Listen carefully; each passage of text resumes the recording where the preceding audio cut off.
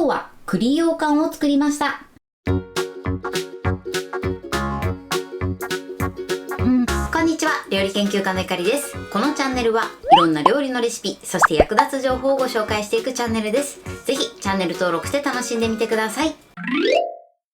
今日は栗羊羹を作りたいと思います。はい、ということで今回は栗の甘露煮がたっぷり入ったとても美味しい栗羊羹を作っていきます。栗羊羹もですね、栗蒸し羊羹と栗羊羹、この2パターンがあるんですけれども、今回は粉寒天を使って固める栗羊羹を作っていきたいと思います。作り方にところどころポイントがありますので、ぜひ最後まで楽しんでみてください。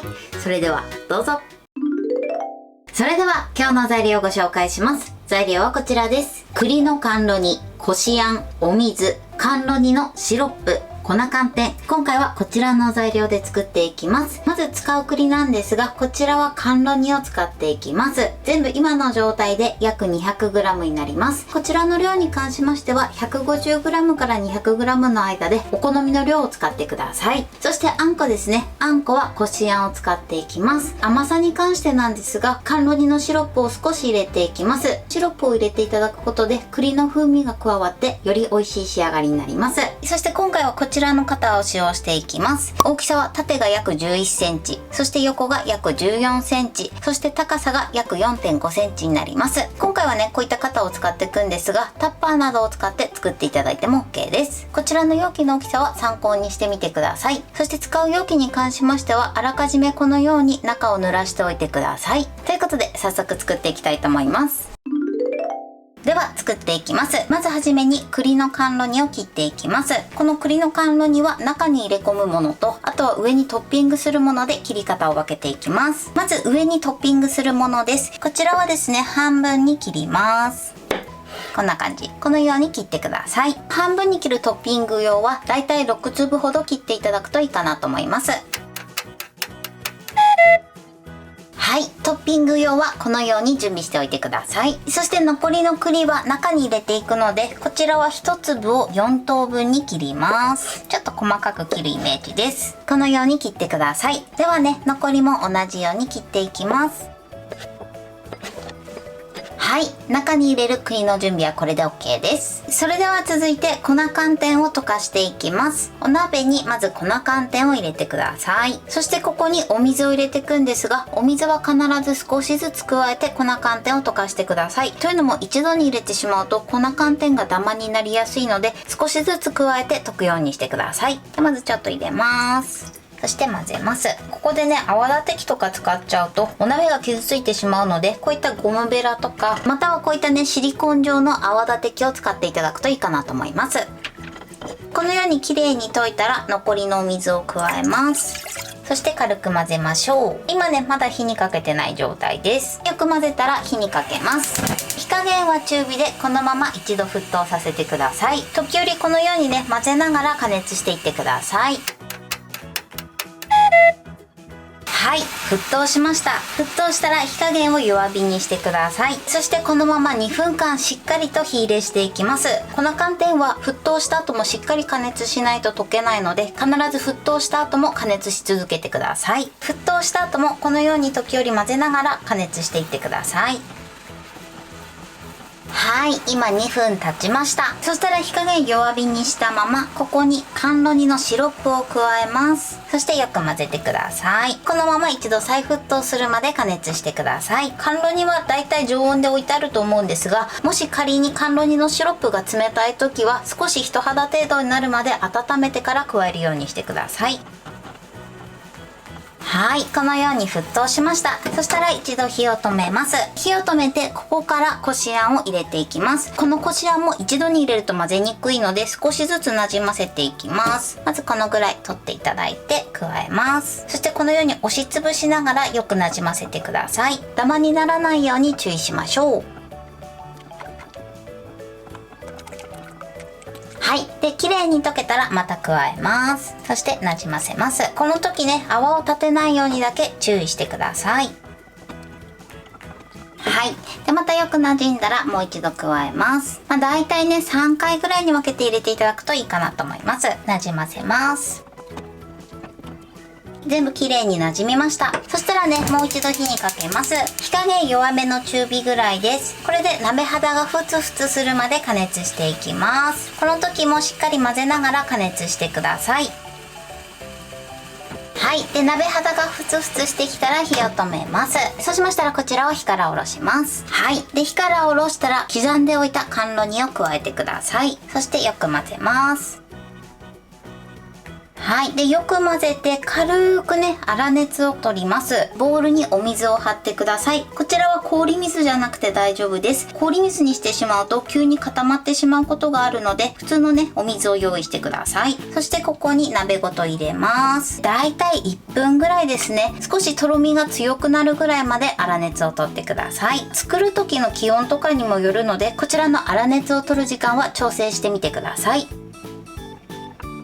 はい、OK です。温度感で言うと、お風呂の温度よりも少し熱いぐらいですね。そのぐらいになるまで粗熱を取ってみてください。そしたらね、水に濡らした容器を用意してください。この中に流し入れます。栗の位置をね、少しずらして全体が均一になるようにしていきます。はい。で、広げてください。この後ね、トッピングを上に乗せるんですが、少し粗熱を取って、ほんの少しね、表面が固まったタイミングで、こちらはトッピングしていきます。はい。今、型に流し込んでだいたい10分ぐらい置きました。ほんの少しね、ちょっと表面が軽く固まったかなっていうタイミングで、こちらトッピングの栗を乗せていきます。ちょっと押し込むようにね、乗せていきましょう。